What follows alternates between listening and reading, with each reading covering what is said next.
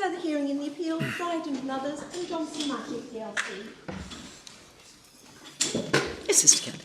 Please, my ladies and my lords, we were looking yesterday at a case of Bolton, Metropolitan Borough Council and Municipal Mutual Insurance. Excuse me a moment. Can somebody? Yes, I'll do it. It's okay. I know. The necklace's chair. There we go. Thank you. And I was simply drawing attention to the fact that in that case, there was an argument based upon medical evidence in that case, again given by Dr. Rudd and Dr. Moore Gillan, as in this case.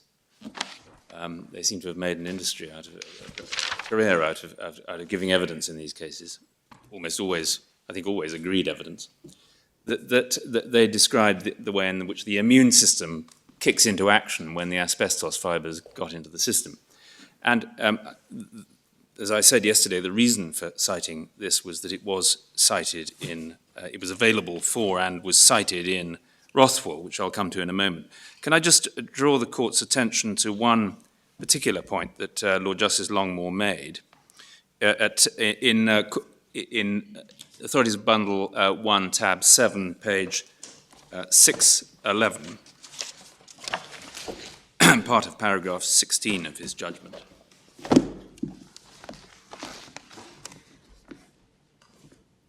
He is considering a number of first instance decisions, which I think were all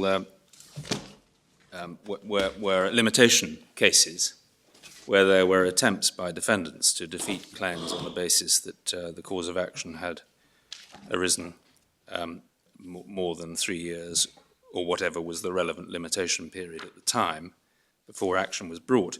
And he notices one by Mr. Justice McCulloch, just above, between A and B.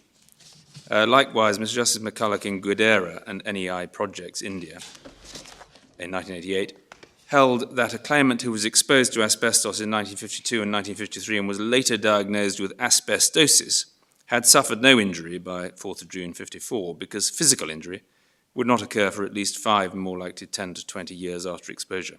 He said that destruction of cells by macrophages or neutrophils was not damage or injury for the purpose of creating a cause of action, since destruction of cells in this way was a natural incident of daily life.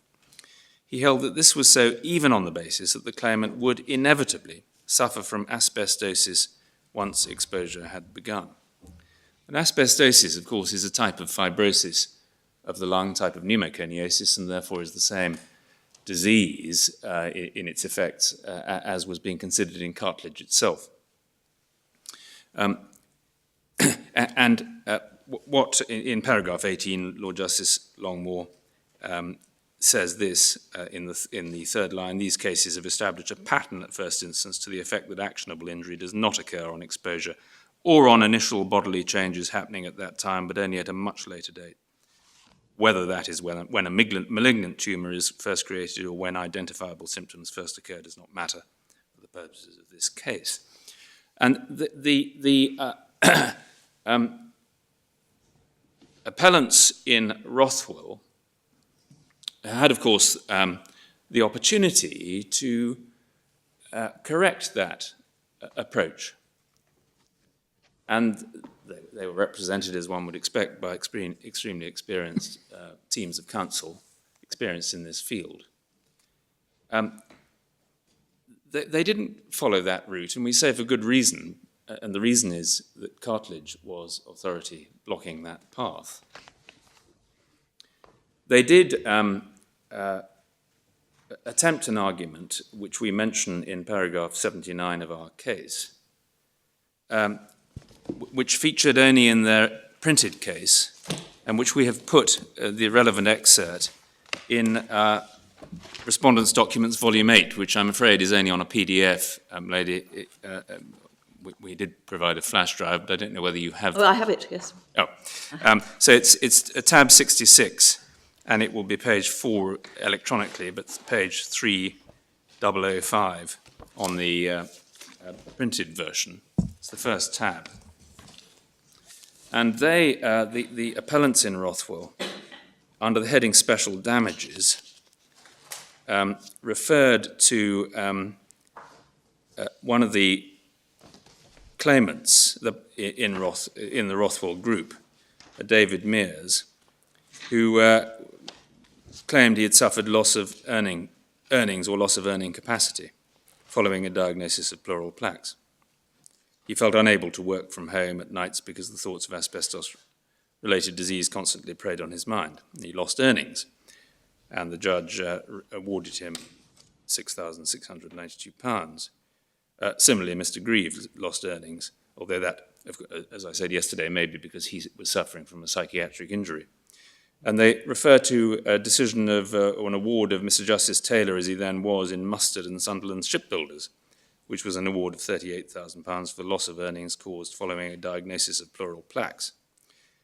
And they then go on to quote the now familiar words of Lord Justice Pearson in the Court of Appeal in Cartledge, which I won't read again, but they print in their case, referring to the steel dresser who prudently decides to give up his well-paid occupation. They say such a position can occur in coal miners' pneumoconiosis, where miners once diagnosed as having simple, that is symptomless pneumoconiosis, were removed from the coal face and suffered loss of earnings. So they were pursuing an argument which we say is very similar, if not identical, to an argument that is presented in this case, which is that at any rate in a case where you can show loss of earnings, and in particular they give the example of someone who is removed in the pneumoconiosis example, removed from the coal face, the coal miner's pneumoconiosis, and suffered loss of earnings. That is an almost exact match with what is being said by my learned friend in this case. Because as I was attempting to submit yesterday, the truth is that the appellants are removed from the red areas and potentially lose money, as they allege, because of the activation of the precautionary principle as reflected in the collective agreement and the contract. This is therefore analogous to their example of the coal miner who's removed as a precaution from the coal face. One of the reasons I referred a moment or two ago to what Lord Justice Longmore said about Mr. Justice McCulloch's analysis in Guidera was because that is an asbestosis case, a fibrosis case.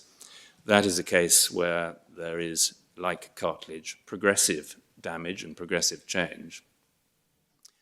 But it is clear that in cartilage, at no point, neither in the Court of Appeal nor in the House of Lords, was it being said that the damage actionable damage was established at a time when the initial microscopic scarring of the lungs was being laid down, as it were. The fibrosis was beginning beyond the moment at which it's trivial or de minimis. If one imagines that in cartilage itself, instead of the X-rays that were only available in the 1950s, that back in the 1940s there were the sophisticated techniques that we have now, CT scans, MRI scans, and so on, which might have enabled the employers in cartilage to identify the very early stages of fibrosis. And if that employer quite properly had a policy in place that said, well, this is a progressive condition, we won't risk adding to your fibrosis by the risk of further exposure. You will no longer work as a steel dresser, the well-paid job that Lord Justice Pearson was talking about. We'll take you off that work. That individual cannot, we would submit, say that he or she has suffered actionable injury at that point because of that prudent step taken, if, as was said in relation to the claimants generally in cartilage, you have to wait until the fibrosis is sufficiently severe to amount to a significant impairment of lung function, which is the thing which was then, under the then techniques, became visible on X-ray. And although that argument, so far as I recall, and it's not set out in the report of the argument in Rothwell in the reports, was not repeated orally, and it doesn't, I think, feature in any of the speeches in the House of Lords. As I've said, it was plainly it was one that was presented in writing, and it was plainly one that could have been pursued in the way my learned friend is pursuing the argument here.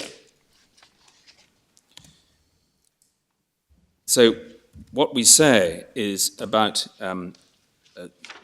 the state of affairs as one gets to Rothwell is that, short of an argument that the cases have been wrongly decided, such as Bolton, or that cartilage should be departed from, one has as a starting point a requirement that there must be an injury which has reached a certain severity, which in itself, in the ordinary vicissitudes of life, the way in which people go about their ordinary life, whether they want to be athletes or take part in certain sports, or whether they might become ill through infection, that is the threshold that has to be reached before one gets to actionable injury. In Rothwell, there was an attempt, and we can now go to Rothwell, which is in tab 1, volume 1, tab 3. Is it 3?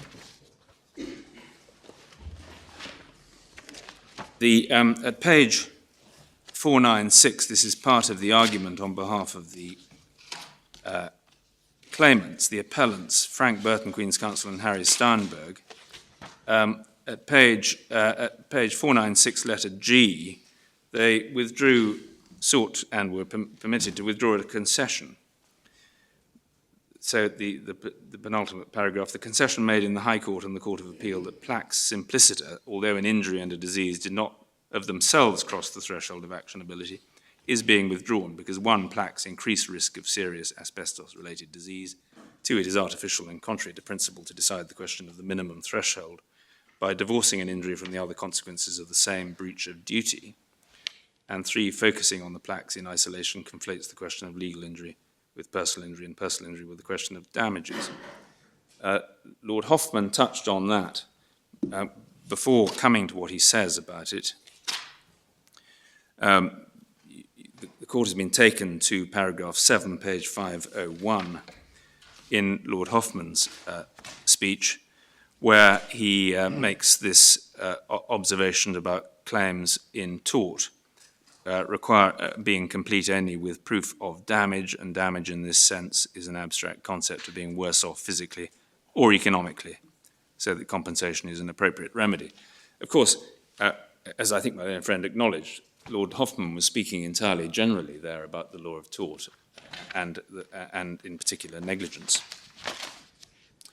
Lord Hoffman can surely not have forgotten what he said so trenchantly in the South Australia asset management case, that, of course, whether or not the damage you sue for is recoverable will depend upon whether it was within the scope of the relevant duty of care, and that will not necessarily, and in fact not usually, include pure economic loss, though there are many exceptions.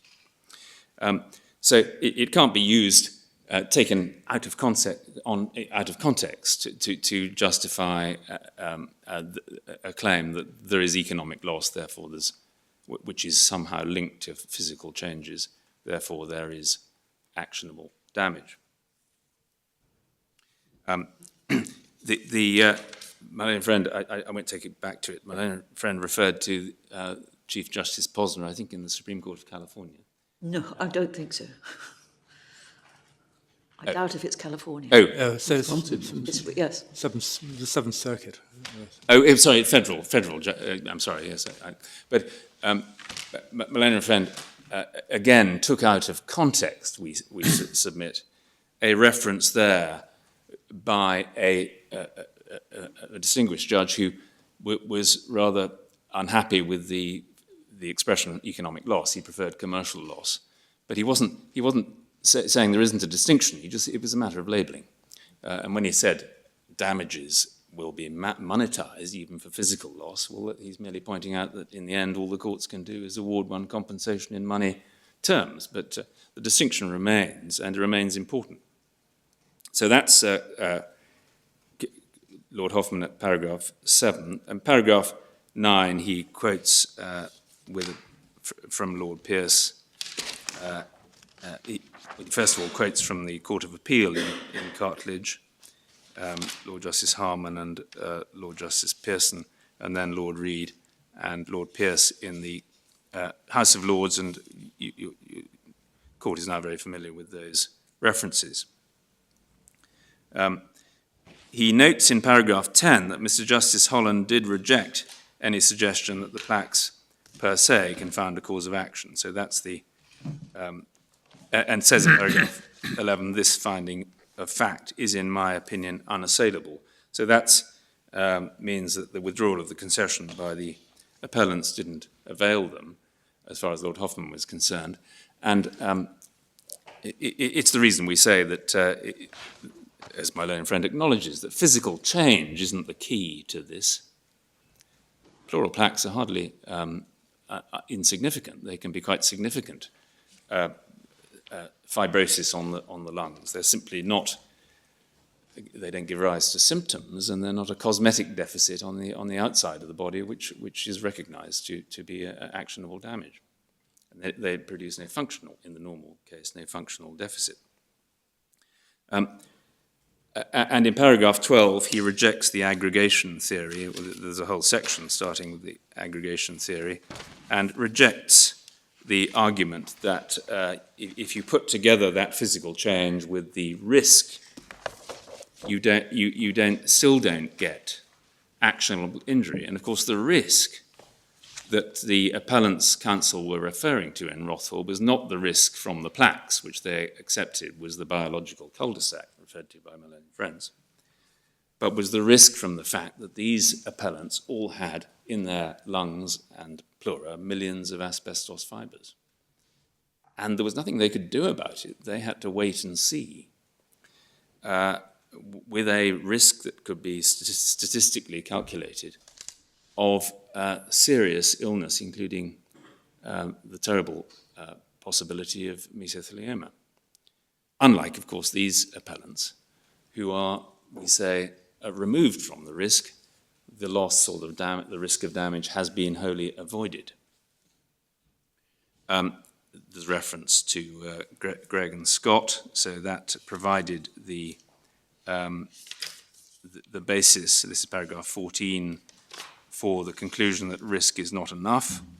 And then we see that in Lord Scott's speech, there's then a section on psychiatric illness, which I don't think we need to go to. Lord Hope, I should say, at page 511, my learned friend, I think, referred to this, towards the bottom of the page between G and H, the policy of the law is not to entertain a claim for damages where the physical effects of the injury are no more than negligible. And I emphasize the words physical effects. Lord Hope having introduced that by acknowledging that you may well describe plaques as an injury or an illness, but that's not the point. And in paragraph, yeah, it should have gone to paragraph 38, where,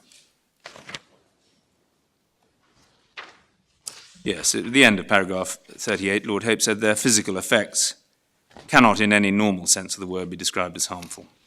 In essence, they are only indicators. They do no more than evidence exposure to asbestos. And we have an analogy here with the positive skin prick test. Lord Scott, at paragraph 67, did in fact refer to Gregg and Scott and Law Society and Sefton, and accepted that the victim of the negligence must await events, he says in the middle of that paragraph. Sorry, which paragraph? 67, page 517, Thank you lady. very much. Referring to those cases, the victim of negligence must await events.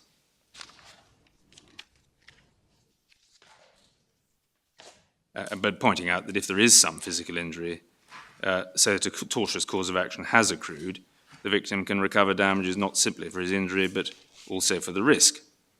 And then he discusses whether pleural plaques are an injury for the purpose of the tort of negligence. And he cites what Mr. Justice Holland said and found, which is a rejection of the idea that the permanent penetration by asbestos fibres of the body, it could be actionable injury, even though the penetration that is permanent, such that has defeated the body's natural defences, raises a potential for damage, but no more. And of course, that's a reference to the millions of fibres in the system.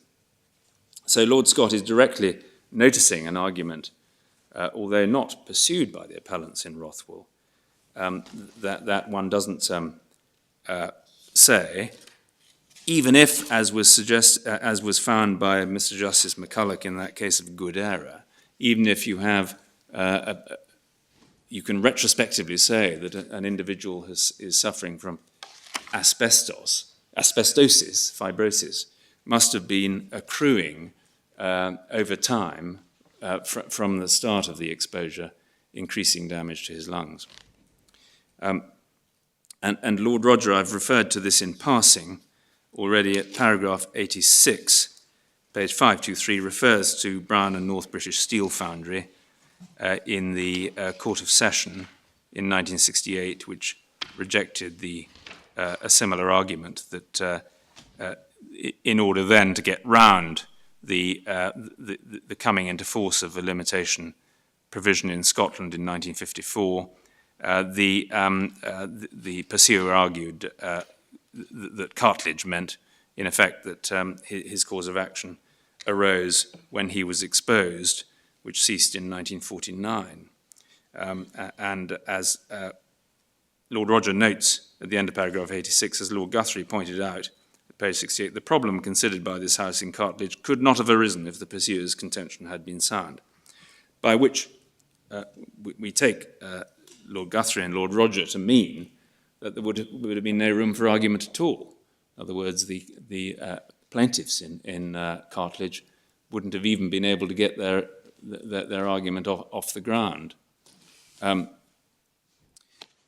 And clearly that was not what cartilage decided. It was not decided by the House of Lords that the cause of action, the start of it goes right back to the time of the exposure.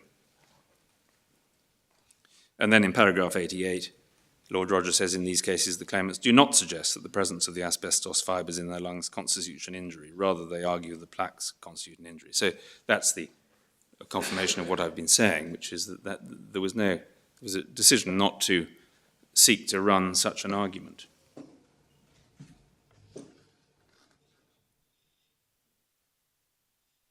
And at the end of paragraph 90, Lord Roger says this, dealing with the aggregation theory.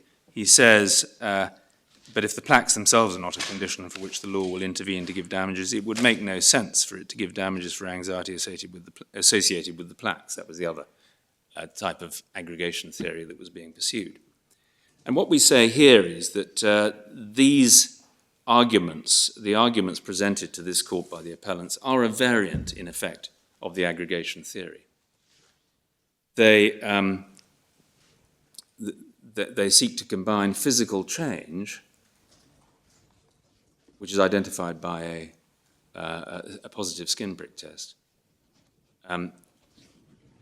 they seek to merge that with the loss of earnings they say they suffer by being removed from working in the red areas and then having their employment terminated.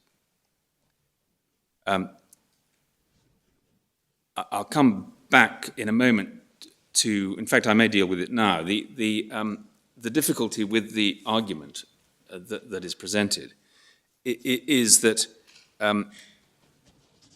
just as the plural plaques themselves were regarded as irrelevant for the purposes of establishing actionable injury and couldn't contribute anything to the story about whether those appellants had actionable injury, notwithstanding the serious risks they faced and the anxiety they suffered.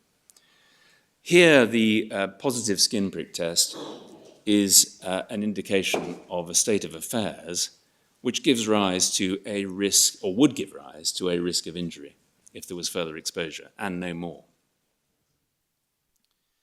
And the way in which it is argued by my learned friends is to suggest, it is put in their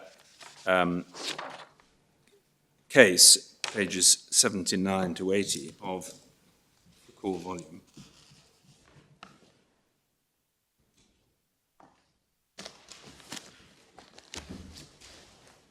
Paragraph 31, and this is part of a section of their case which has already said at paragraph 28 that the cause of action accrued at a point of time prior to the positive skin prick test at some indeterminate moment. And the... Sorry, page reference, please. 79 Thank you. Of the core volume. And then at the foot of that page, paragraph 31, at the point in time when the appellants have, as a matter of fact, platinum sensitization, they are working in the red areas. Ordinary life for them involves continuing to work in their chosen jobs in the red areas. Doing so will likely now lead them to suffer from platinum allergy, i.e. frank symptoms. These symptoms will be as a direct result of the respondent's breach of duty and the development of platinum sensitivity. Unlike the position in plural plaques, which are a biological cul-de-sac, there is a direct causal chain linking breach to sensitivity to allergy. But that is a counterfactual argument because, no doubt, if they had remained working and had had exposure and they were the individuals who not only had become sensitized but then went on to suffer frank allergy, there will be a direct causal link from the negligence giving rise to the sensitization to the frank symptoms. But it didn't happen. And so the court will not ignore what it knows. The courts have always worked on the principle that where one is dealing with past events, the court will act on the evidence available to it. My learned friend has in mind some sort of notional instant adjudication by a court before the positive skin prick test, although it's difficult to imagine how that could happen without someone being aware that these were sensitized individuals, at which point, of course, the danger is removed. And so it is a counterfactual argument, which, when unpicked, is really saying no more than that these individuals were, for an indeterminate period between the 3 monthly tests, at risk, or at greater risk, I should say, because everybody was at risk from contact with this potent sensitizing chemical. And in paragraph 38, they say this at page 81, a different way of making the same point is that the appellant's bodies have been rendered by virtue of their sensitivity to platinum salts unfit for use in the red areas of the factory. They're worse off. I'll come back to that, if I may, when I deal with some of the property damage cases to which my learned friend has referred. The reality is that this attempt to treat these appellants as having suffered actionable injury even before the sensitization is discovered by the test, raises an overwhelming problem of analysis. I've given the example of the person about to retire at the date of the positive test. So that person is unaffected and uninterested in the fact that he or she has become sensitized. I've given, I think I gave the example of the person who is in fact sensitized but reveals a false negative test, but luckily goes on to suffer no adverse consequences through continuing to work in the red areas. Given the example of the person who frankly doesn't much enjoy his job, so there's not much loss of amenity if he's redeployed. And we ask rhetorically what conceivable award of general damages for pain, suffering and loss of amenity could be given to those individuals who aren't complaining of any financial loss. And what about someone who is laid off while the factory is closed down for cleaning? Perhaps the health and safety executive come along and say, we don't think you're complying with your obligations under the regulations, and we're going to put a prohibition notice in place. Men may be laid off. They may lose money. Now, they are, in one sense, the victims of a breach of duty towards them, which causes them financial loss. But of course, my own friend doesn't suggest that they would have a claim for actionable damage, because those will be claims for pure economic loss. There would have to be some other reason why they would be able to claim, contractual or tortious. The difference between them and these individuals is only that there is this adventitious fact of the identification of the molecular changes, which show that these appellants have acquired in their vast battery of antibodies in the system an additional set of antibodies which respond to platinum salts. Or to take a final example, what if someone is merely visiting the factory? Let us say he's the Downing Professor of the Laws of England, decides to go on a visit to the factory in Royston. He has no interest in old photographic techniques and planning to pursue. Sorry. Now she. I'm sorry. Yes. Well, I was thinking historically, but yes, I forgot. She has no interest in pursuing any career that might bring her into contact with platinum salts. But unfortunately has had a whiff of platinum salts in the tour of the factory, and a skin prick test reveals it. Again, clearly that person would have we would say, no claim for actionable damage. Nothing had happened to her which was more than minimal, that was more than physical changes. And so the purpose of these observations is to say that in the end, as I said yesterday, these cases are all about pure economic loss. They're about the losses that flow from the contractual arrangements which were in place, which give rise to a precautionary principle that if there is if someone is sensitized, they won't go on working in the red areas. And if they can't be redeployed, they may have to be dismissed, although with a generous termination payment. Can I just sort of explore the point you just made a little bit further? Yes. In your analogy with the law professor, say you had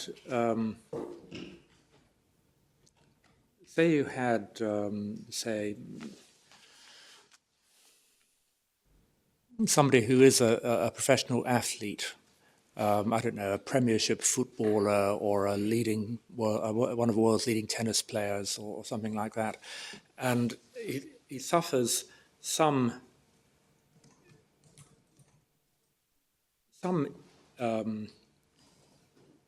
using the word injury in a completely neutral sense, but some bodily change, which would have absolutely no impact on anybody in this room, or 99.99% of the population.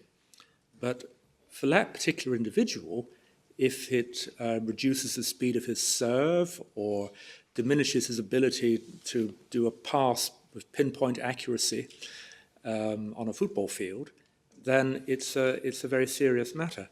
I mean, do you say, well, because the diminution in physical function is so trivial for virtually the entire population, he hasn't suffered anything except some sort of economic loss? Or do you say, well, the wrongdoer takes his victim as he finds him?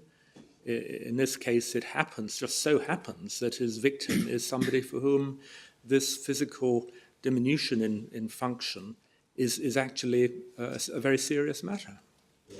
Well, we would say the latter, my lord, and that is because that fits in neatly with what was said by Lord Pearce, picking up the first instance judgment in Cartledge, which is that the man the young man in good health may not feel it, but in unusual exertion. So that it would be an example. You would say, well, there is an impairment, and they identified that as something you could objectively find in that individual. Yes. So it really goes to the quantification of damages. Yes. That the impairment, if it's such that it will never actually be of any practical significance to somebody, then he can't receive anything very substantial by way of damages, whereas the Wimbledon champion would. Yes. But they have both suffered, as a matter of law, they've both suffered what is an actionable injury. Yes.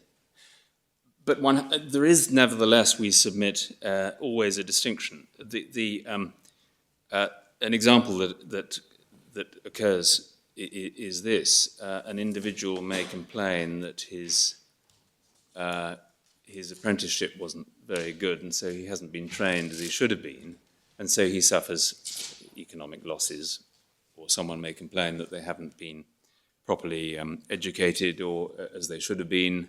Negligently, they haven't been brought up to the standard which enabled them to get a qualification which was a necessary requirement of a particular profession they wanted to pursue, and so on.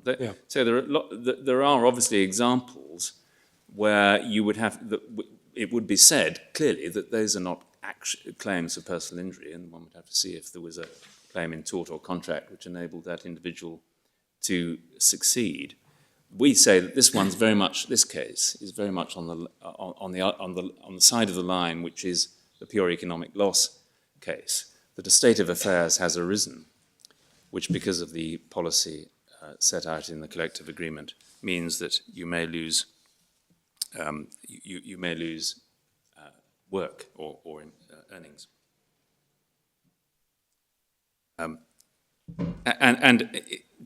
To pursue my Lord Reed's example, of course, the problem here is that these individuals, these appellants, on my learned friend's case, are said to be injured before the positive skin prick test, and that but they're not complaining of a physical impairment like the athlete.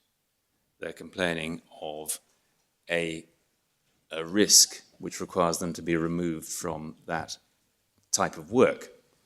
And they are rather like, one can multiply examples, and we suggest that that's why it's so important to keep the coherence of the concept of actionable personal injury unimpaired, that there may be, for example, a case where you, in accordance with the requirements of the ionizing radiation regulations, an individual has to be taken off better paid work because that individual, perhaps through negligence, has exceeded or reached the threshold of the dose permitted by the regulations. So that individual is taken off work and loses money, perhaps for a time, because it's a cumulative dose, an annual threshold dose you're allowed. So you may by November have exceeded your annual dose and have to lose a month's pay unless you've got some contractual arrangement about it. Another example is a cumulative toxic agent like lead, which stays in the system and can be measured, for example, through urine tests. If someone reaches a certain threshold, it may be a precautionary, sensible precautionary rule. It may even be a legal requirement to remove that individual from work. And again, unless they have negotiated a contractual arrangement that helps them, then they lose money. But they can't be said to have suffered actionable injury at that point. I'm assuming for these examples that these individuals have not had such a dose of radiation or such a dose of lead that they could in any sense be said to be injured or impaired. Indeed, I'm contemplating that they've received a dose up to, but not beyond, the relevant threshold laid down by the regulations. And so when looked at like that, we say that one has to be careful not simply to elide the physical changes identified by the skin prick test with the financial losses. Can I turn briefly to the property damage cases? It is true that Lord Fraser in Pirelli explained that cartilage applies as much to property damage cases, claims in negligence, as in personal injury cases. But of course what he was doing was applying the rule in cartilage that you don't have to know about the damage.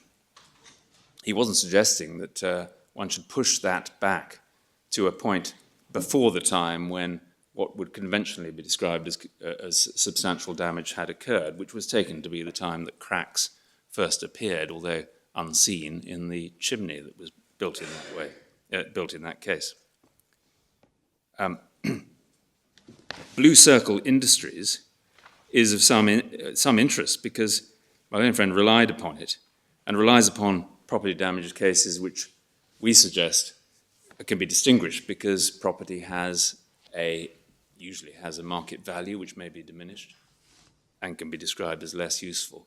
Wholly inapt ways of describing individuals. And in Blue Circle, which is at volume 1 and tab 5, the relevant statute required proof of damage, which was, in other words, it wasn't enough, there should be purely economic loss from, and it was a strict liability provision in Section 7 of the Nuclear Installations Act.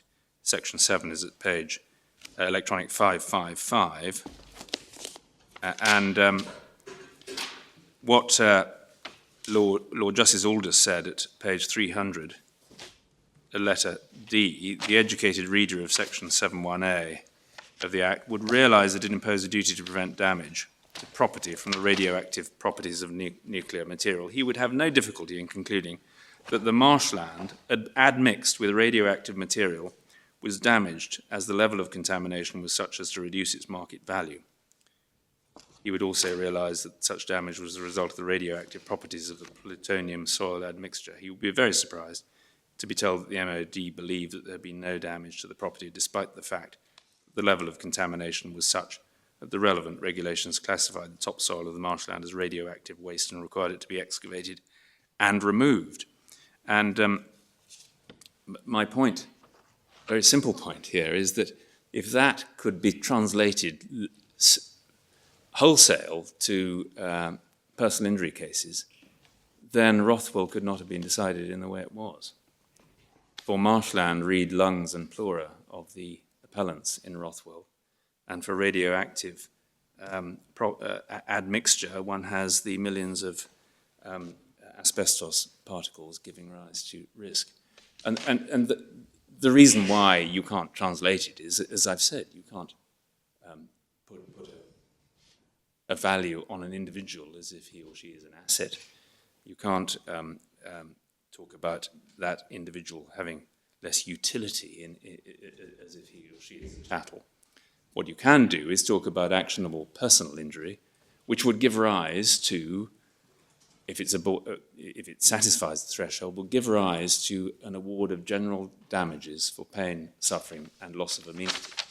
And if that individual could prove that as a consequence he was suffering a loss of earning capacity, then that would be recovered as consequential loss. You don't conflate the two and say, well, he's a damaged individual in some abstract sense, in the way that one can describe property as being damaged or having a reduced value. And we say that the cases Bell, Knapp, Nycredit are all cases where the relevant duty was to protect and safeguard the economic interests of the plaintiffs, claimants, and therefore, unsurprisingly, those cases could be brought where there were purely financial losses. Intangible assets like insurance policies can have a diminished value or have a value which is not as great as it would otherwise have been. And there's no translating of that to these cases. You say financial losses. Bell and Knapp, it was risks of financial losses, wasn't it? Well, yes. That's the curiosity about Bell. Lord Hoffmann seemed to be happy that in Law Society and Sefton that was correctly decided, although it is a little difficult to see how one squares that with Sefton, because to take Knapp, at the end of the insurance policy period, if no fire had occurred, nothing had been lost. It's difficult to see on what basis the plaintiff would have been claiming damages. He was in truth claiming damages because he suffered an uninsured loss through the fire. Well, that's a quantum point. Well, quite. But it was the distinction was clearly that one could identify, and Lord Hoffmann seemed to accept this in Sefton. One could identify you're either getting not what you bargained for, which is a bit odd because that sounds more like an expectation loss under contract than tort, or you've actually had a diminution in value in some sense. But it is clear we submit from the references I've given that is not applicable to these cases. And I won't say anything more about other points raised. The wrongful birth cases are really a very different situation, as with McLaughlin and Jones, and where there was undoubtedly actionable injury, a psychiatric injury. There was an issue about foreseeability. And if I can, if I can now move in the time I have available to the second ground, pure economic loss, assuming, which we say is the correct assumption, that these are not cases of conventional actionable damage. They, in paragraph 45 of their case, my learned friends say they could not argue for a tortious duty without an implied term to the same effect, and so they concentrate on that, and we have concentrated on the implied term. Although much of my learned friends' submissions yesterday did focus on the case law about tortious duties. But either way, we say, whether it's tort or contract, the existence of a duty, whether implied into the contract or imposed as on the basis of an assumption of responsibility arising out of the relationship in tort, either way, the question can only be answered in the context of the actual arrangement between the parties, including the express terms of the employment contracts. There's been a change, as we note, in the way the implied term has been argued. At first instance, it was simply an argument that the contractual obligation matched the tortious obligation to keep the claimants safe, and unlike tort, there could be a recovery of damages even where the loss was purely financial, and that was rejected. Possibly that was encouraged by comments of Lord Scott in Rothwell, who wondered, paragraph 74, whether a contract claim might have fared better. But it would ignore, as my own friends I think now accept, the Samco objection that the duties don't exist to protect one from economic loss. And indeed, with great respect, Lord Scott was wrong to say that Section 11 of the Limitation Act would have come into play in Rothwell, because it would, by definition, not be a claim in respect of damages for personal injuries. It's put forward as a term to be implied in law and not in fact. When have I got to stop? I see. Just checking my timing, lady. Well, it's either till 11:45. I think I can do better than that, but I'm looking at my...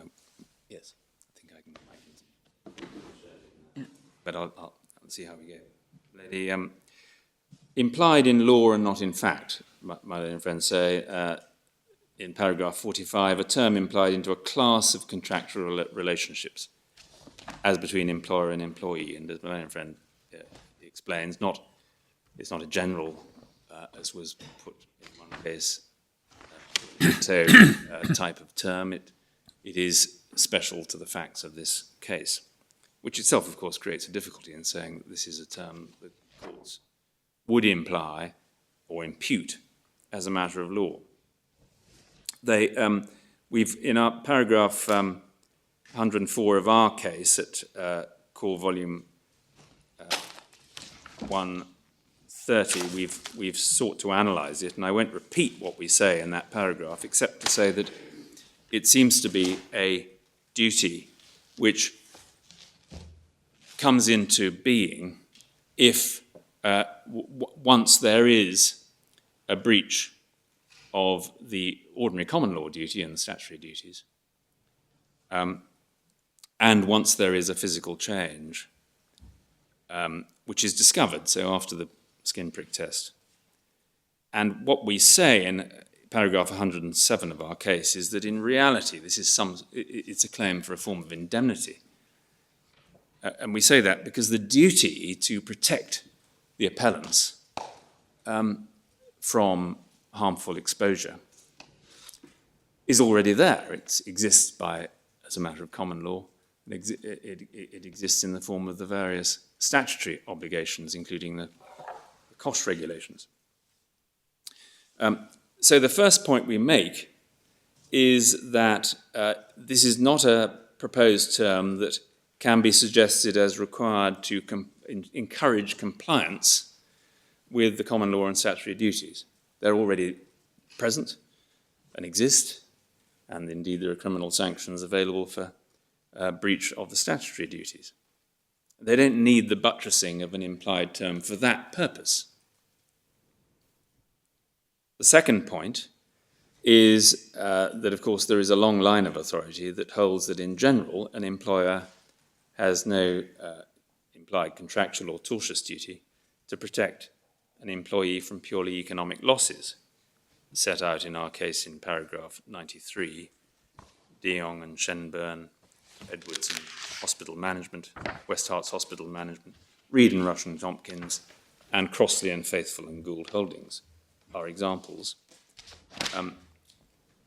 The third point to make is that nevertheless, Parliament has intervened extensively in this field to provide protection,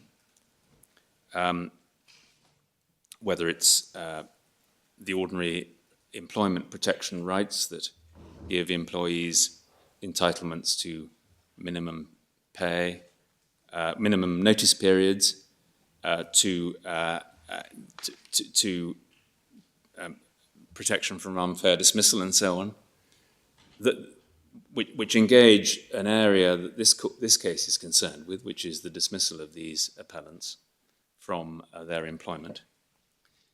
And indeed, more specifically, there is, as we set out, a provision in the Employment Rights Act 1996, which is in our Volume 8, tab 86.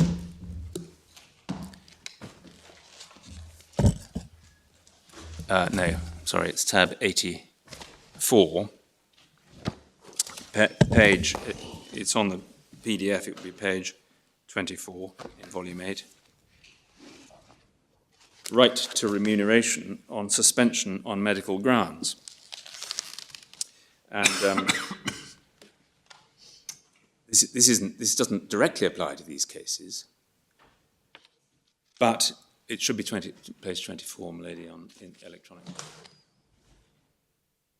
3125. Sorry. It's a lot more than 24 pages to get to Sorry, 312. 100, it must be 124, I'm sorry. That sounds much more likely. Yes. I was deducting... Now, I'm in the Education Provision of Meals Act, 1906, on page 24. All right. I can't imagine why Interesting. I can't imagine why we put that in the bundle. That may just be a spoiler. Right, I have the Employment Rights Act. Employment right, yeah, I'm sorry, section 64. We don't say this applies directly to this case, but I'm giving it as an example of statutory intervention, which is very close to the circumstances of this case. An employee who is suspended from work by his employer on medical grounds is entitled to be paid by his employer remuneration while he is so suspended for a period not exceeding 26 weeks. And for the purposes of this part, an employee is suspended from work on medical grounds if he is suspended from work in consequence of A, a requirement imposed by or under a provision of an enactment or of an instrument made under an enactment, and then B, a code of practice under the Health and Safety of Work Act. 3, the provisions referred to in subsection 2 are, and control of lead work regulations, ionizing radiation regulations, and Regulation 11 of the Control of Substances Hazardous to Health regulations. And that's, Regulation 11 is at tab 86, which would be page 128. In fact, this regulation has been repealed and replaced by, I think, almost identical provision in the 2002 regulations, but although the Employment Rights Act hasn't been amended by virtue of section 17.2 of the Interpretation Act, that saves that as being treated as a reference to the 2002 Act. But looking at the 1988 Act, which was in place then, we see that this is under the heading health surveillance. And I don't think we don't need to go into too much detail, but there is, where it's appropriate for the protection of the health of his employees, likely to be exposed to a substance hazardous to health, employers shall ensure that such employees are under suitable health surveillance. And the first possibility is 2A, where he's exposed to one of the substances engaged in a specified process in Schedule 5. That doesn't, as it happens, include platinum salts. But 2B, the exposure of the employee to a substance hazardous to health is such that an identifiable disease or adverse health effect may be related to the exposure. There is a reasonable likelihood that the disease or effect may occur under the particular conditions of his work, and there are valid techniques for detecting indications of the disease or the effect. Interestingly, the later regulations go a bit further than that and say that these tests should be carried out, but only if there are no risk or no appreciable risk to the individual. So that justifies the skin prick tests that are carried out by Johnson Matthey in these cases, because undoubtedly platinum salts would fall within 11.2b. And then subsection 6 is in fact dealing with only with cases which are Schedule 5 substances, so it doesn't include platinum salts, but in such a case, a medical officer is required to give his professional opinion and may recommend that the employee no longer works in those conditions. And there's even a right of appeal in subsection 11 by the employee, or indeed the employer, to the Health and Safety Executive from such a decision. And so it's in that context that Parliament has seen fit to say, in that unusual situation, it's apart from things like holiday pay or minimum notice periods, it's perhaps the only area where Parliament has seen fit to say that purely economic losses, financial requirements going beyond any contractual entitlement, shall be made good. I should say the sick pay legislation, of course, also has that effect. And so that is a reason, that was my third point, why it's inappropriate to speak about a standardized type of implied term imputed by law. And my fourth point, although it's fourth, it's perhaps the most important, is that here we have the collective agreement which addresses the very situation that has arisen in these cases. And one should not overlook that the details of that agreement, which are to be found in the core volume at page 421, which is the termination entitlement.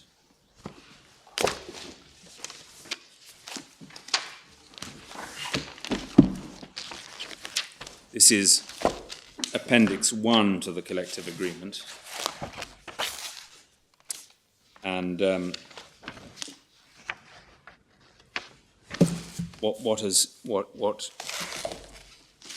applies where there are someone is terminated because of platinum allergy, and it's common ground, as my learned friend said that the use of the language is loose in this agreement.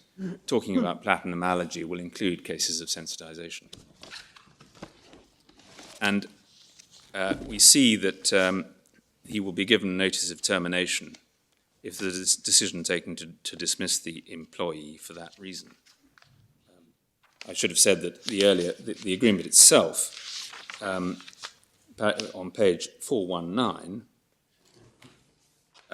provides that clause 5, employees who become platinum sensitive to the skin prick test whilst in JMC MRR Royston employment will be redeployed elsewhere when possible, but will continue to be monitored if at Royston on a 3-month basis for additional symptoms.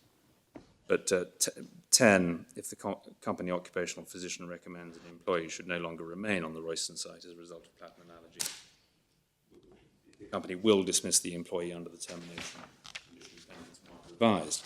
So this is what these appellants all came under, and each of them received a payment.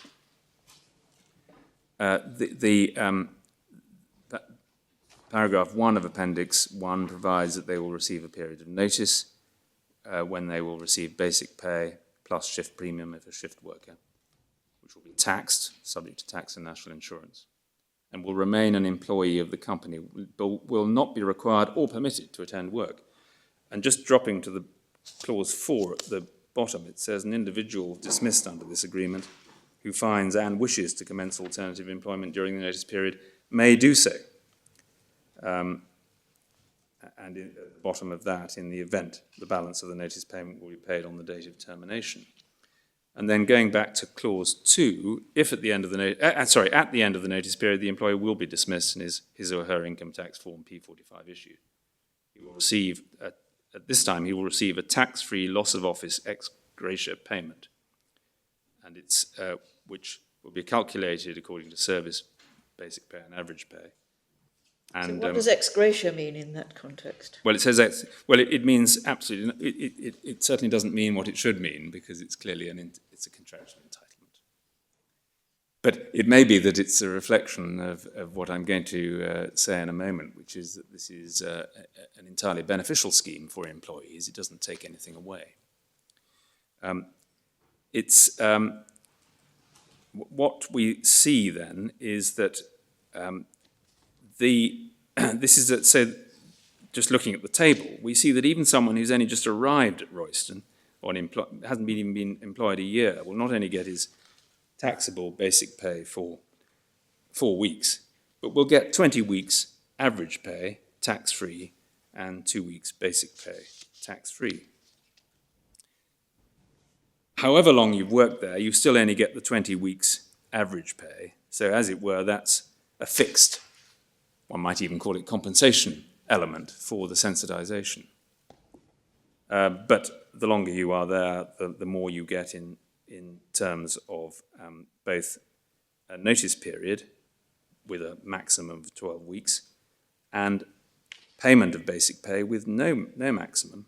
It goes up beyond 32 weeks, it goes up every 2 weeks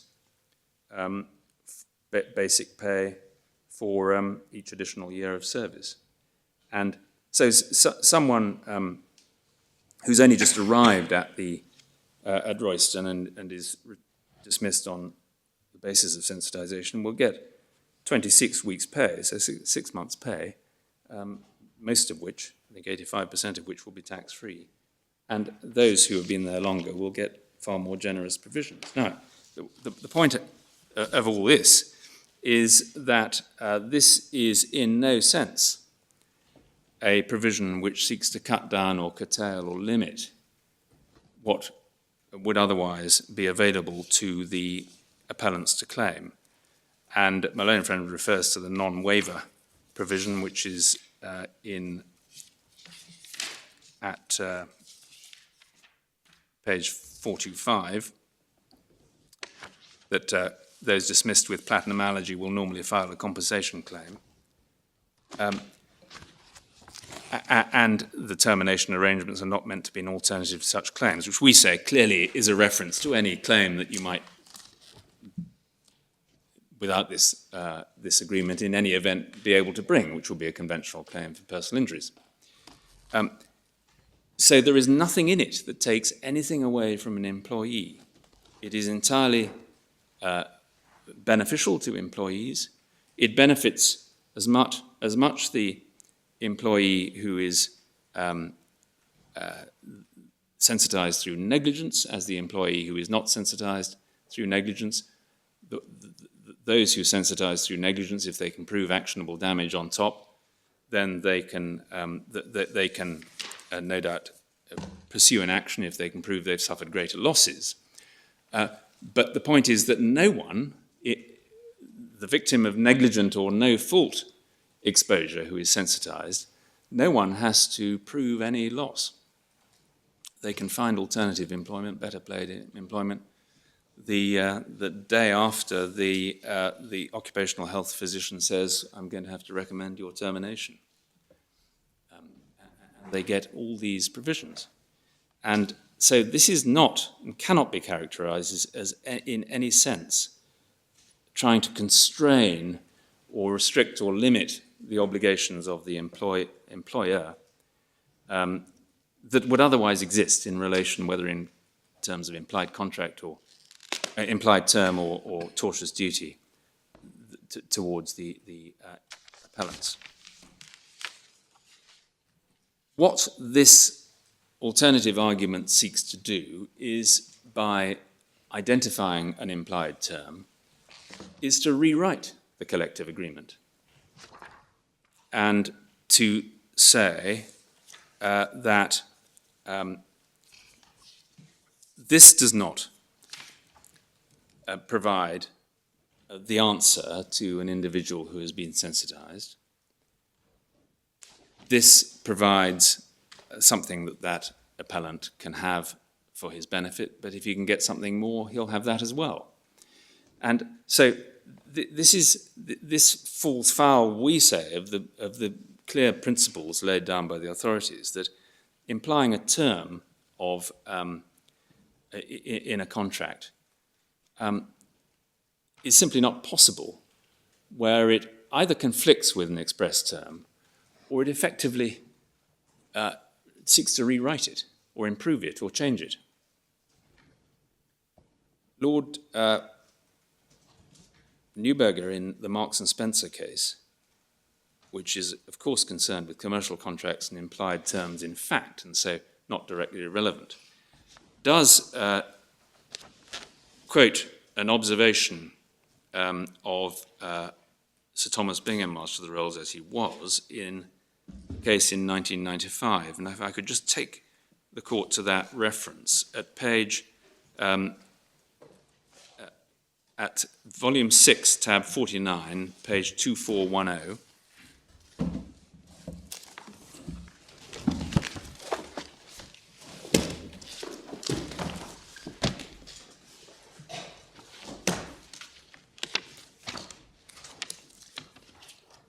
He quotes Lord, the Master of the Rolls as saying this in paragraph 29, in a case of Philips Electronic and British Sky Broadcasting was the case. The court's usual role in contractual interpretation is by resolving ambiguities or reconciling apparent inconsistencies to attribute the true meaning to the language in which the parties themselves have expressed their contract. The implication of contract terms involves a different and altogether more ambitious undertaking. The interpolation of terms to deal with matters for which ex hypothesi the parties themselves have made no provision. It is because the implication of terms is so potentially intrusive that the law imposes strict constraints on the exercise of this extraordinary power. And we say that must be equally applicable to the search for a novel implied term in law, which has not been found in any existing authority, because it is said this is an unusual relationship between the parties, which requires the court to find a fresh term to be imputed in law. It is intrusive in the sense that the parties, having gone to the trouble in this case, the appellants through the assistance of their union and the employers on the other side, to come up with a scheme which provides for compensation without the need to prove actual loss. It is intrusive then to unbalance that by introducing on top of that the implied term which is contended for. And the reason why the court should be circumspect about doing that, we say, is because a contractual arrangement will have been arrived at after negotiation. Of course, we take the point that it's often been said that an employer is it's an unequal relationship, although these appellants have the benefit of their union having negotiated this agreement.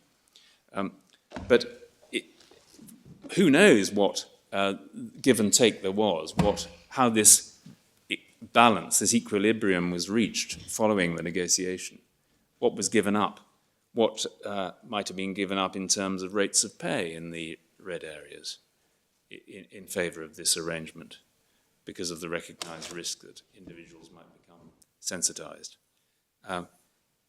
Who knows what considerations would apply on either side.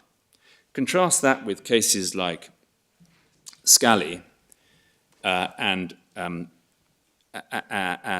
Spring and Guardian, which are cases where it could hardly be seriously suggested that the employer, let's take Spring and Guardian, has negotiated, would have wanted to negotiate an arrangement whereby he would pay the employee less if he, the employer, had the right to give a negligent reference at the end of the process, or not give a reference at all.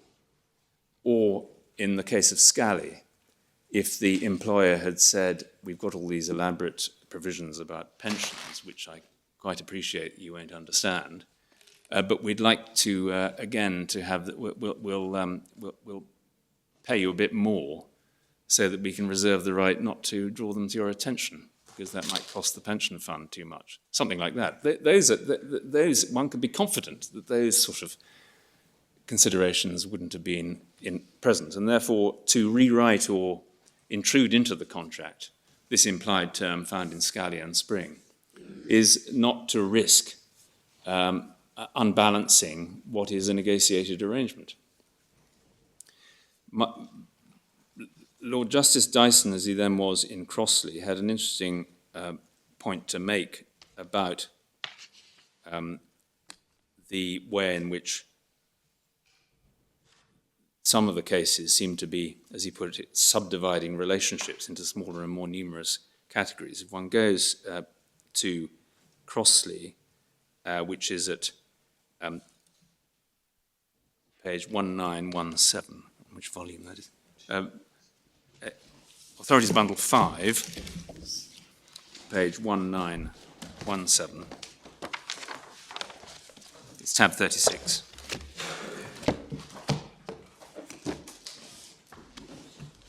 Of course, a case where the court declined to find the claimed implied term.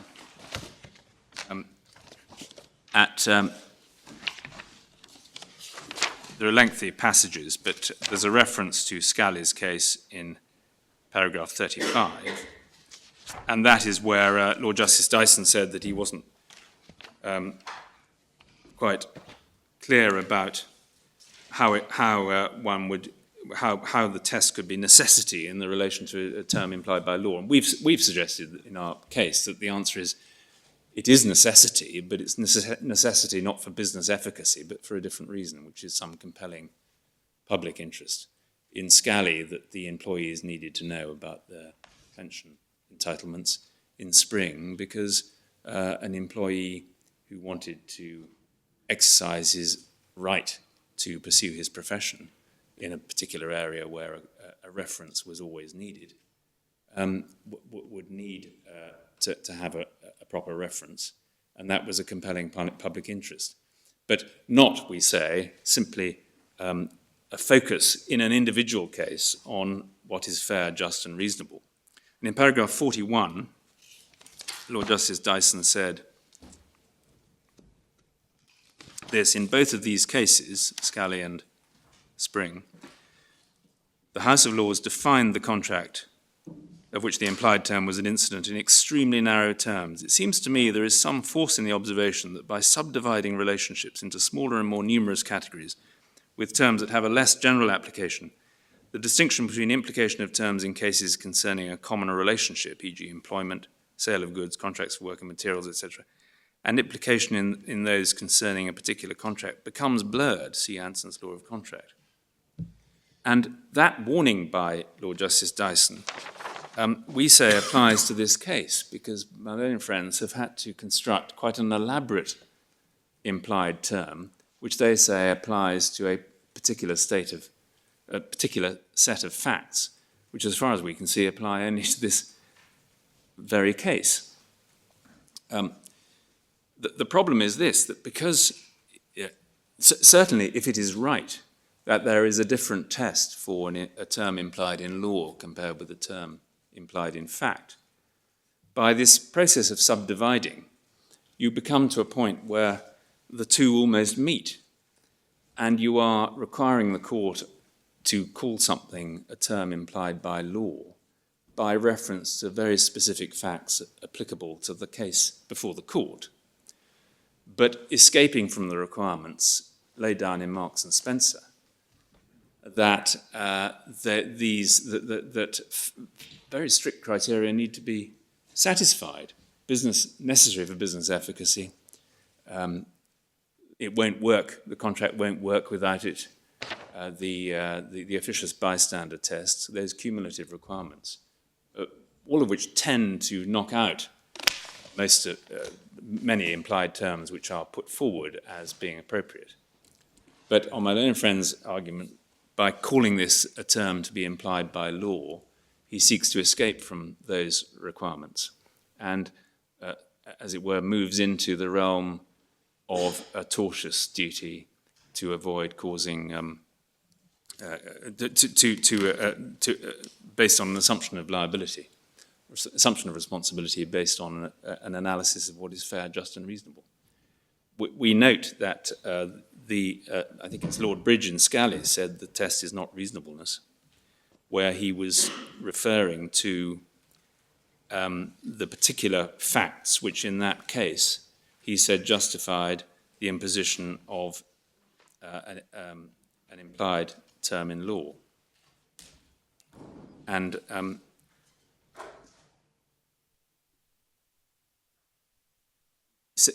he cites Viscount Radcliffe in Lister and Liverpool and Irwin, always talking about necessity, but necessary for what we say for a compelling public interest. And the compelling public interest in this case cannot be that individuals who have to have their employment terminated in these circumstances are entitled to an indemnity in relation to losses indefinitely, assuming they have no actionable personal injury, putting them in a different category from any other employee who is lawfully dismissed for other reasons.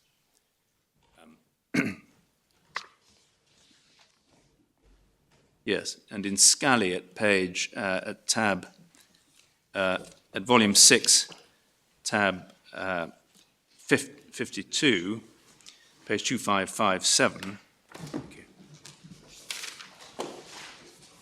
Lord Bridge said this, at the top of the page: if a duty of the kind in question was not inherent in the contractual relationship, I do not see how it could possibly be derived from the tort of negligence. And again, if the test, as has been suggested, was fairness, justness, and reasonableness, then one asks rhetorically, why not?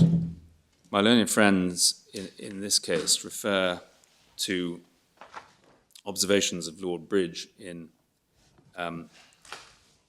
Murphy and Brentwood about steps taken to avoid danger, where there's, as it were, a near-miss Donahue and Stevenson claim, where the damage that is protected by the duty is not caused.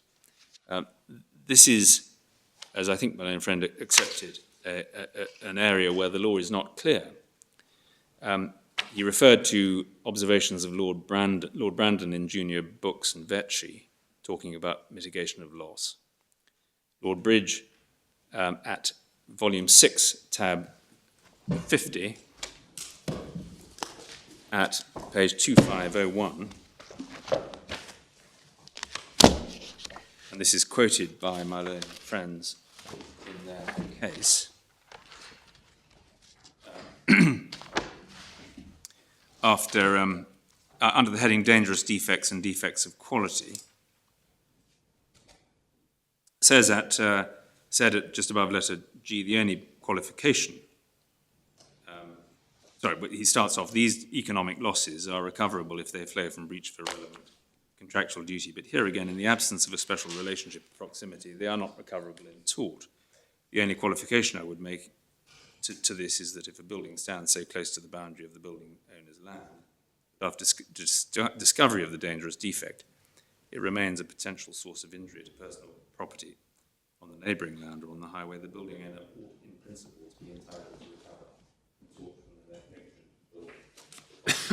of danger, whether by repair or demolition. The curiosity about that is that Lord Bridge in DNF Estates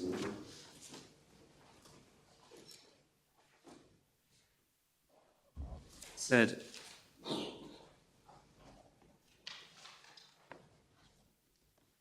quite the opposite. And of course, DNF Estates was an occasion when the House of Lords was still trying loyally to follow Annes and Merton. And Lord Bridge, it's quoted, in fact, by Lord Johnson in the Murphy case at page 2522, middle of the page, referring to the application of the Donahue and Stevenson principle. Lord Johnson notes that Lord Bridge in DNF Estates said that if the same principle applies in the field of real property to the liability of the builder of a permanent structure which is dangerously defective, that liability can only arise if the defect remains hidden until the defective structure causes personal injury or damage to property other than the structure itself. If the defect is discovered before any damage is done, the loss sustained by the owner of the structure, who has to repair or demolish it to avoid a potential source of danger to third parties, would seem to be purely economic. And the implication of what Lord Bridge was saying was that it would not be recoverable. And in fact, in the same case, DNF Estates, where is that? Lord Oliver, and I think Malone Fred referred to this, had some doubts about the question of whether that was right. Before I come to that, still in Murphy, we have Lord Oliver again at page 489. Otherwise known as 2515. I'm sorry, thank you, Lord. 2515. Below letter C, whether as suggested in the speech of my noble and learned friend Lord Bridge of Harwich, he could be held responsible for the cost necessarily incurred by a building owner in protecting himself from potential liability to third parties, is a question upon which I prefer to reserve my opinion until the case arises. They are not at the moment convinced on the basis of making such a distinction. But in fact, Lord Oliver had said in DNF Estates, and I don't think I need to go to this, that applying loyally Annes, that maybe that's as far as it goes, that there might be a claim for the economic consequences of a potential liability to a third party, which you mitigate by putting things right. What I say is that when my learned friend refers to the Unfair Contract Terms Act in relation to the collective agreement, that is a wholly inapt introduction of a provision which is concerned with disclaimers. I entirely accept that a disclaimer or an exclusion may be worded in such a way as not on the face of it to look like a disclaimer, but it's the substance of the contractual provision that matters. But it cannot be said that this is a case where, in the absence of the provisions in the contracts of employment, there is any basis in established authority for a liability to the employee for purely economic losses. Quite the contrary. And we referred to the case law on that topic. Smith and Eric Bush, to which he referred, was a case where there was a clear disclaimer. And at that point, of course, the Headley-Byrne liability was very well established. So by the time one gets to Smith and Eric Bush and the obligations of a valuer who knows that the potential buyer is going to be relying upon his accuracy of his valuation and his report, the Headley-Byrne liability is there unless something is said to the contrary. And so there, and one sees at volume 6, tab 54, page 2597, what the term was.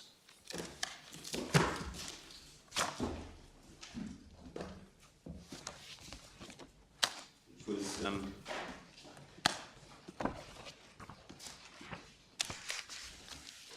fact, it took the form of a letter from the, or a declaration made by the buyer to the valuer, and included at letter D, I understand that neither the society nor the surveyor or the firm of surveyors will warrant, represent, or give any assurance to me that the statements, conclusions, and opinions expressed or implied in the report and mortgage valuation will be accurate or valid, and the surveyor's report will be supplied without any acceptance of responsibility on their part. The clearest possible disclaimer of what would otherwise be a straightforward Headley-Byrne type claim. Here we don't have that situation, and therefore there's no, one simply can't sidestep the effect of the collective agreement, which we say is of central importance to the consideration of this second ground, by saying, well, it should be ignored because it wouldn't satisfy the test of reasonableness. We would say that obviously it would, in fact, because it's a generous scheme. But we don't even come to that consideration.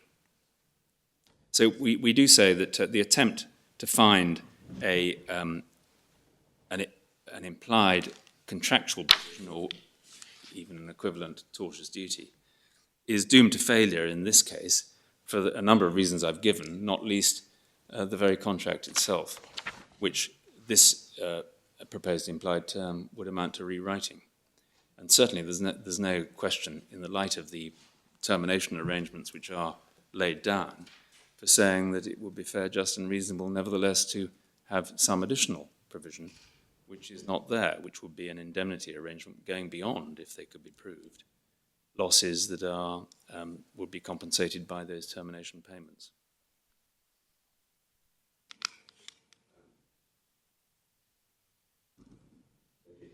Subject to any last-minute notes coming from my left, I think that is. Well, he's writing busily, so maybe Yes, he's I'm writing a note. getting rather alarmed at this lengthy.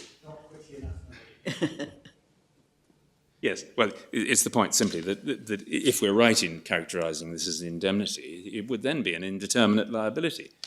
We have cited, my learned friend rightly makes the point that this isn't an indeterminate class, because we have the relevant employees in the red areas. But it is potentially an indeterminate liability. That's true also, of course, of consequential losses on actionable personal injury, but the law has accepted that. But if you're physically injured, then you knock down the banker crossing the road in Fleet Street, and you may pay millions for his loss of earnings. But that is because of the special protection the law gives to bodily health and safety. But in this on this ground, this economic loss ground, it's an indeterminate, potentially an indeterminate liability. And it is not enough to say that nevertheless the class is determined, as was said by Lord Brandon in the Lee and Sullivan case, the Ali Ackman, where there is a long settled line of authority. It's not for the court to disturb it for the benefit of a particular case. And there was foreseeability. The cargo owners, the cargo buyers lost what they were hoping to buy. It had been damaged. They didn't have title to it. There was foreseeability of loss. They were a known entity, a limited class, and the loss could easily be calculated. But they failed to establish the tortious duty that was contended for in that case. I believe I covered the topics, and is there any questions from the bench? It seems not, Mr. Kent. Thank you very much indeed.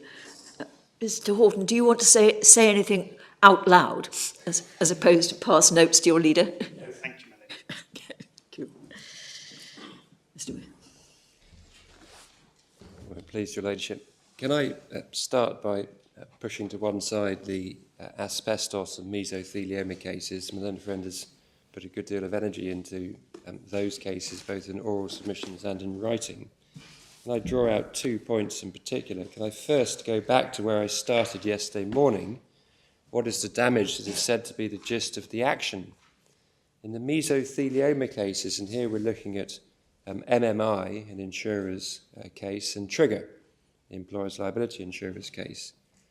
The judgment of Lord Mance went back to quoting from a Lady Hale in Barker, making the point, and we can have a look at this, it's bundle 2, tab 13, page 911.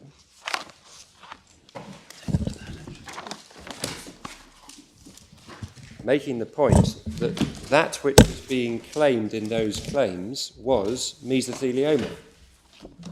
So we see this at 213,911, paragraph 64, lead judgment in the Trigger litigation from Lord Mance.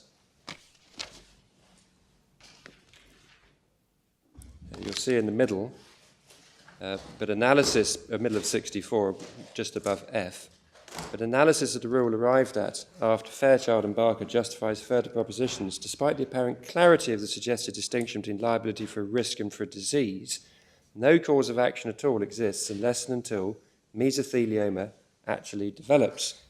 I'll read through the Rothwell reference. In order to fall within the principle in Fairchild and Barker, the development of mesothelioma is a precondition, see Barker. Baroness Hale went further at para 120, stressing that she in fact agreed with Lord Rogers' view that the damage which is the gist of these actions is to mesothelioma and its physical and financial consequences. It is not the risk of contracting mesothelioma. Now, the same point was made in the Brown case, that's the Scottish case, in which claim the plaintiffs or pursuers were alleging that they had sustained pneumoconiosis at the relevant time, and as a finding of fact, they hadn't. We see this at 760.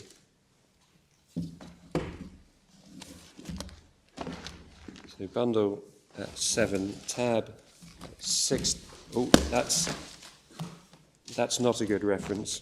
I must have my... It's tab 59, I apologise. Tab 59. And it actually starts at 2792. And it goes on through to 2794 at the top. At 2792... 2 paragraphs up from the bottom, the issue between the parties is consequently narrowed down to this. Did the cause of action in the present case arise prior to the 4th of June 1954? And next paragraph, the answer to this question must depend primarily on the facts. The pursuer went to proof seeking to establish that while he was working in a dressing shop, or at any rate by the time he left it in 1949, he was suffering from pneumoconiosis. But he has completely failed to establish this in evidence. And so it continues, and if you again, may I invite the court in due course to have regard to the continuation, but I'm going to pick it up again at 2793, middle paragraph. To succeed in the present case, the pursuer would require to show that his pneumoconiosis was established to a degree that was not negligible, de minimis non curat praeter, prior to the 4th of June 1954. He has, in this case, failed to do so. And that led Lord Clyde on to the passage which I've read out earlier, down at the bottom, noting he was susceptible to pneumoconiosis, but in the first place, this is not the case he makes on record, and there is no medical evidence at all to support it. And then the Lord explaining right at the bottom, he had then merely a deposit of dust in his lungs, which might or might not subsequently create an injury, but in addition, he had then sustained no damnum, and that was the part I'd referred to. He could not then have been awarded damages for any loss, because at that stage he'd sustained no loss of wages, etc. That was the part quoted by Lord Roger in Rothwell. So in those cases, that which was being sought, and it's a starting point of any analysis in this area in our respectful submission, is to look at the damage that's said to be the gist of the action. So in those cases, it's said to be mesothelioma. So until the claimant has mesothelioma, or in Brown, has pneumoconiosis, on his own case, he hasn't the damage which he's claiming for. It's interesting, I see, if you go a few pages further to 2797, Lord Guthrie, about a third of a way down the page. Lord, yes. The medical evidence established that the inhalation of dust might or might not cause pneumoconiosis to develop at a later date. Between 1941 and 1949, the deceased did not suffer from pneumoconiosis and was not at all disabled from work by the inhalation of dust. My Lord, yes, and indeed the next sentence, if an action had been raised shortly after 1949, it couldn't have succeeded, since it couldn't have been averred or proved that the deceased suffered from the pneumoconiosis, which is the gist of his claim. It's right back to brass tacks. That's the point. That's what's being claimed, and therefore that's what has to be shown. Ours is not a case in which we are saying the claimants are claiming for platinum allergy. And platinum allergy is the gist of the damage, or gist of the claim. That is not the appellant's case, as I sought to make clear right at the outset of our submissions yesterday. and immediately takes out all of the analysis in these insurance cases in relation to mesothelioma and indeed the Brown case. Further, in any event, when one gets embroiled into the medical evidence which is available in the mesothelioma claims, medical evidence indicates that within the short period after exposure, which can be measured in years, I say short period, not in days, but in years, after exposure, my learned friend says, look, the case says there isn't an injury then, and that's exactly what the cases say. At that point in time, the claimant is only at risk of developing the starting point of his mesothelioma. The starting point of his mesothelioma being when he has cancer in its pre-cancerous condition, which is now going to go through to mesothelioma, which has been held variously to occur 5 or 10 years before symptoms develop.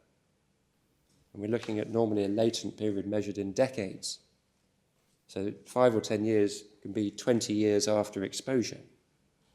But before that 20-year period, you are at risk. The risk was assessed as 3% in trigger at first instance. We can see this if we go to Authorities Bundle 1, tab 11. This is the judgment of Mr. Justice Burton, page 729.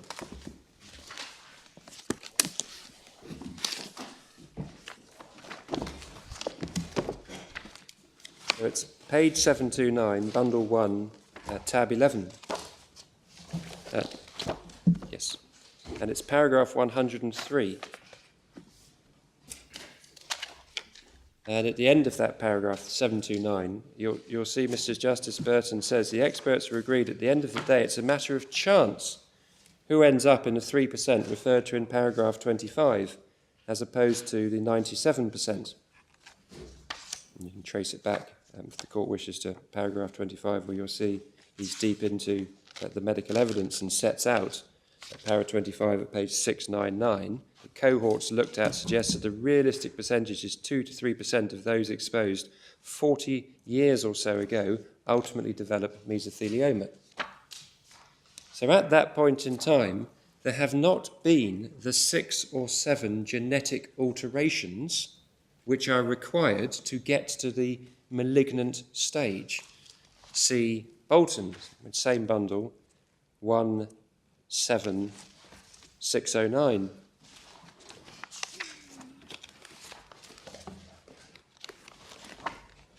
So at page 609 at the top, when Lord Justice Longmore is working his way through under the heading Etiology of Mesothelioma, and again, all can be read, but I'm seeking to cut to the chase.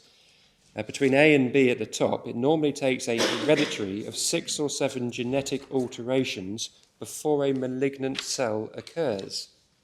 Until that happens, it's quite an apt expression from Dr. Rudd, if you flip over the page to 611, just before where my learned friend started today,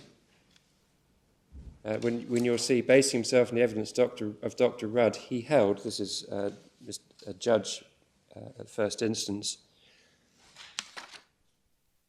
that for a long time after exposure, the defence mechanisms of the body held their own and only became exhausted after a period of equilibrium. So what is happening, as far as it is understood, through the medical evidence which has been put before the courts in these cases, is that for a long period of time, the body is responding to the foreign body that is an asbestos fibre, or indeed many of them. It is, using the expression of Dr. Rudd, holding its own.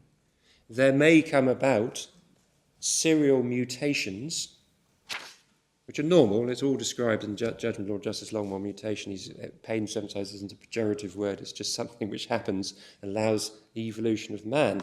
But in this case, they're mutations which can lead to a malignancy. And only when you've gone through those mutations, which may or may not happen, do you end up in a position where you have a malignancy. And then you have what we might call the beginning of mesothelioma. And that's when damage has been held to have occurred in trigger and in MMI, not, hence, on exposure. So returning to the acid test, at that earlier stage, query bodily change, we would say yes, maybe others would say no, but that doesn't matter. To us, clearly bodily change because the body's reacting to the asbestos fibres. But, critically, the claimant is not worse off. The claimant faces then a risk. In NI credit, Lord Nichols was at pains to explain that you've got to look at the credit and debit account if you deal with it in a purely economic way. And you've got to look at your credit and debit and see, are you overall in debit? Then you have sustained what he described as a relevant and measurable loss. And the body at this stage is managing. And the changes haven't occurred which make the claimant worse off. And hence the legal analysis is that the claimant is in that early point when he's talking about risk. Risk of developing an injury, not being the same as injury, see trigger in the Supreme Court, and a reference to my Lady Hale.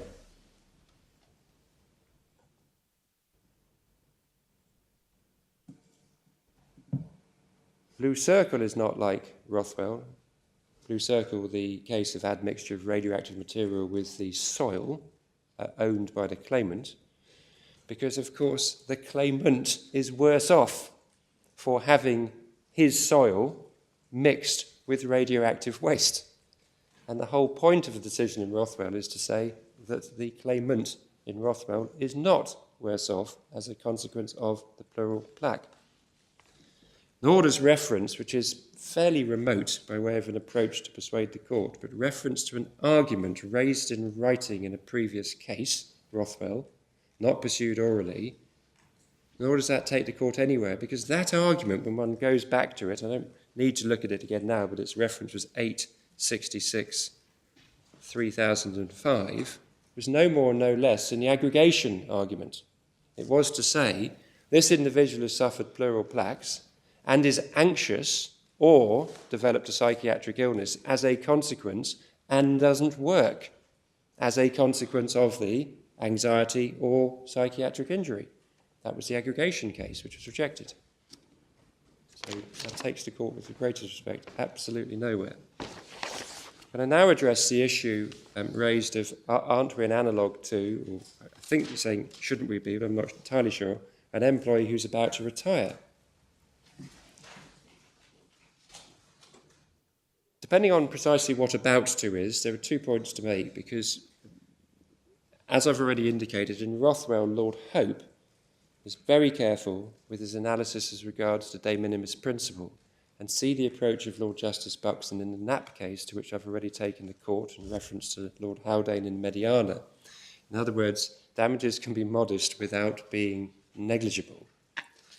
So there would be an issue to be determined on a given case whether or not that particular individual was worse off if the facts were made sufficiently extreme. See the example of the professor of law who has no opportunity ever in the future to be exposed to platinum salts. Well, that would be an issue for the court to determine as to whether that loss of amenity, which it is, sounds in damages. But we can pass on that, because the real substance of the point being made is this.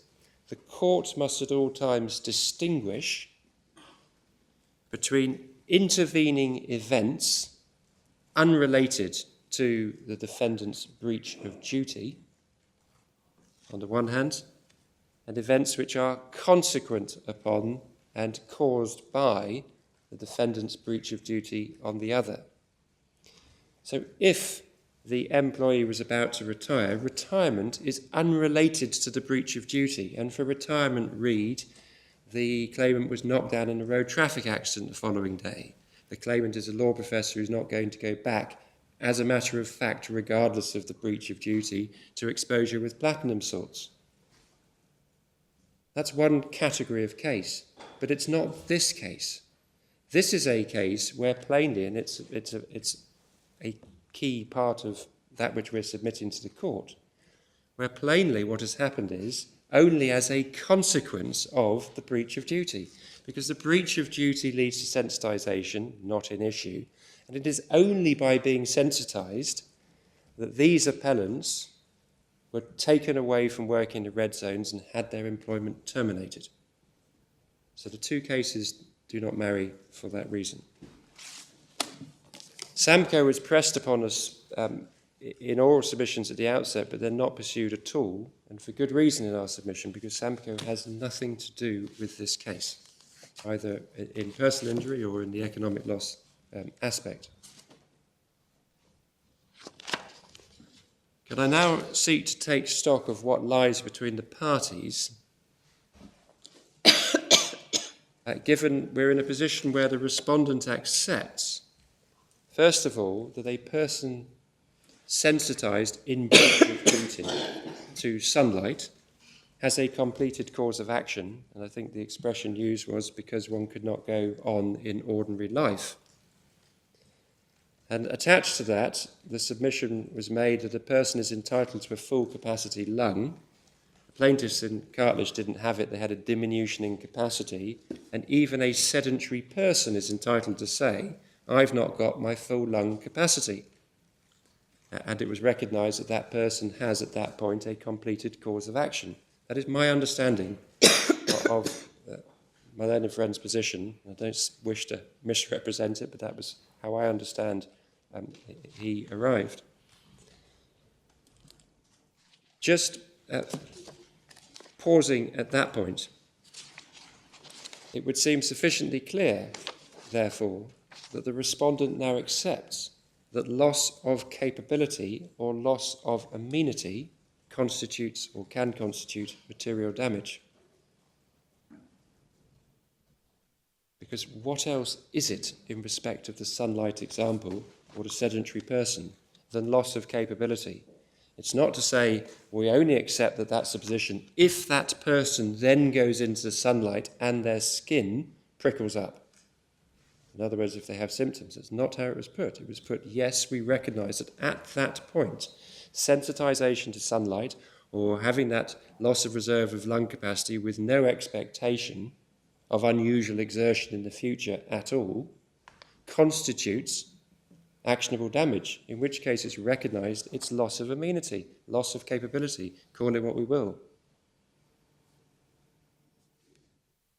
The case previously promoted has been that unless and until a claimant develops the allergy, that is, symptoms, the cause of action is not complete. And that is exactly how the Court of Appeal approached this case. If we go to the judgment of Lord Justice Sales at page 31 of the core bundle, the key analysis is borrowed from the judge at first instance, Mr. Justice J, because that's where it lies. It's paragraph 29 of the judgment of Lord Justice Sales, in which he then quotes 4 paragraphs from the judgment below. In paragraph 30 he says, I agree with this reasoning. And in the judgment of Mr. Justice J, if you go to paragraph 31, so the page 31, paragraph 31 of Mr. Justice J, he said, critically, however, that progression, and you can see from the paragraph above, it's from sensitisation to allergy, would not occur if an employee is removed from the source of the sensitisation, namely exposure to relevant platinum salts. In such circumstances, the sensitisation will either remain constant, the antibodies will remain in the system but will not increase, or it will diminish, in both instances without symptoms. And that's the nugget of the Court of Appeal's decision. And as I've already submitted, it is wrong, because it cannot live with cartilage. And it would appear that Melenford now recognises that to be the case, because we are left, following a further question from my Lord Reid, with the only distinction between this case and recognition of a completed cause of action being having to do with the unusual nature of platinum salts, because people do not come across platinum salts normally, which I hope to be a quote-unquote. So we've moved away from the Court of Appeal's analysis completely, as we have to once it's recognised that sunlight sensitisation suffices, to saying we're not like the sunlight case because of the unusual nature of platinum salts, because people don't come across them normally. But these appellants did. Working with platinum salts was normal for them. They were liable to be exposed to platinum salts in the ordinary course of their lives. And the question, which consistently and persistently learned friend will not ask, is whether these appellants were worse off. It still makes no appearance in writing or in oral submission. The issue is simply sidestepped, but it is the question, to which we hope to have supplied the answer plainly. They were. They were in a job. Once sensitised, their bodies were less useful to them, and their capability for what was an ordinary activity of their daily lives was reduced. And we invite the court not to have the difficulty that my learned friend has with treating the body for these purposes as an asset, something of use or value. We understand that in a different context that would be an unattractive way to approach your own body by seeking to compare it to a desk or a table or the like. We understand that completely. But in this context, that is the appropriate analysis. And you will recall, I think, Lord Fraser, both were damaged articles when he quotes in Pirelli.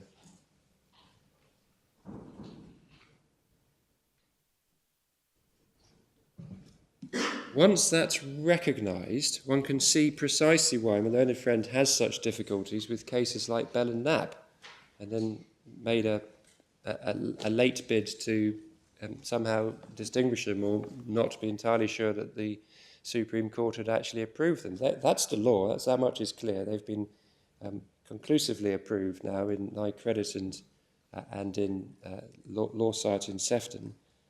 But one can see the difficulties that he faces, because those are cases in which it's recognised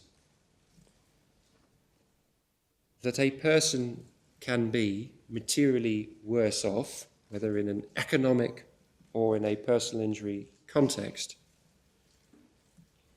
when that which is the breach of duty has had an effect on them, albeit the contingency has not arisen, which itself explains the effect the breach of duty has had on the claimant. The learned friend wants to be able to say, wait till the fire, wait till the ex-wife sells the house, and wait till these appellants experience symptoms. But he can't.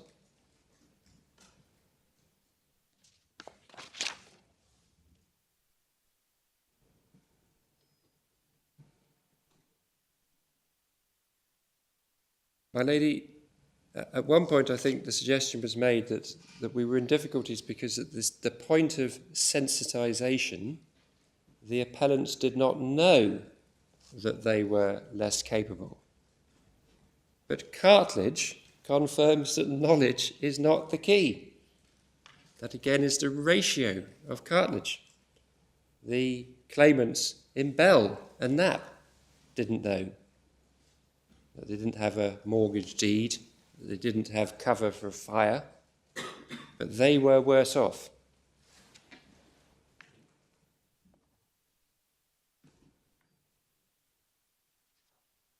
It was submitted at one point yesterday that the appellants were not prevented from continuing to work with platinum salts, and this seemed to be a point of significance, to which we would respond, well, first, as a matter of fact, they were, see the contract and the collective agreement, which precludes them from working when they are sensitised and the skin prick test comes back positive. So that is the position in this case. But as I've already submitted, it shouldn't matter whether or not they were prevented or not by a contract. So they were here, but it cannot assist the respondent to say, well, they weren't prevented in circumstances where it's agreed evidence that they're then liable to go on to develop symptoms. And that simply goes back to the issue, does that mean that they don't have a completed cause of action until they have their symptoms, which is an issue which I've rehearsed more than enough times. And none of that analysis, as observed by my Lady Black yesterday, is relevant if the cause of action accrues, when we say it does, on sensitisation. Because you have to look at that point in time. And that was the point. That's one of the key benefits of the analysis of the Court of Appeal in Bell and Knapp, because we have it separately from Lord Justice Nichols and then from Lord Justice Buxton, and I think probably also from Lord Justice Hobhouse in Knapp, that you look at that point, and the mere fact that you could say, well, afterwards, that was a voidable contract, and that the position could have been remedied, or we could have put our mortgage trust over the property and protected our interest, doesn't matter. Because at that point in time, that individual is worse off. And if they're worse off at that point in time, then everything else, as my Lord Reed has observed on more than one occasion, goes to quantification. That's all. It's all set out in those cases. So here we are not concerned with removal of work as an independent cause, like, well, I'm going to leave my work because I'm retiring tomorrow in any event, having nothing to do with the breach of duty. And so starting the clock, as an attempt was made to be done, starting the clock by saying, but everything's been caused by the terms of the collective agreement, we just can't grapple with that argument because we don't understand it. You have to know why the collective agreement has been triggered, and it's been triggered by desensitisation. My lady, so far as concerns the issue of economic loss, I think the case for respondents was largely reduced to the terms of the collective agreement. And here again, we struggle because the collective agreement provides a non-waiver clause. It anticipates the bringing of a claim for platinum sensitisation, meaning that which these appellants experienced, as well as platinum allergy. And we cannot understand how that clause can make the bringing of an implied term inconsistent with the contract. The contract has provided a financial benefit or benefits to employees across the board. There was an indication briefly yesterday that there'd only be exposure through negligence, but recognition today, so I don't have to go through all of that now, as you heard it orally this morning, that it could be through fault or no fault. So this scheme is to cover the position simply of these individuals regardless. But as my learned friend has said, it leaves untouched their remedies in the civil courts. So how in those circumstances can the term of the contract or any other term of the contract be prayed in aid against the court if it would otherwise consider it appropriate to imply that term, not to do so? And the reason we say it's appropriate to do so, appropriate, necessary, fair, just and reasonable, whatever, is precisely because it is engaged with providing a remedy, what we've called preventive damages, in circumstances where, absent that remedy, the employer is in a position to avoid the civil cause of action which would then ensue for damages for personal injuries. So in order to prevent that happening, the individual employee suffers almost all the same losses because the principal losses are relating to earnings. Exactly the same position that Lord Wolfe had regard to vis-à-vis the reference, where the principal losses were financial. So in those circumstances, that employee is being denied his principal remedy because the employer has jumped in just before the employee has developed symptoms. And if that sits well with the court, then so be it, and that's the end of the implied term. Because if that sits well, then it isn't appropriate, and we would recognise that. That then becomes simply a judgment for the court as to whether that is appropriate, and that's why we then take the court to the dicta from the previous judgments. The dicta of Lord Bridge in D&F, I should add, is not inconsistent at all with that which he says in Murphy. If it had been inconsistent, I would have sought to take the court to it. But all he indicates there is that is economic loss, and indeed that's right, because that's, on this part of our case, exactly what we're dealing with, economic loss.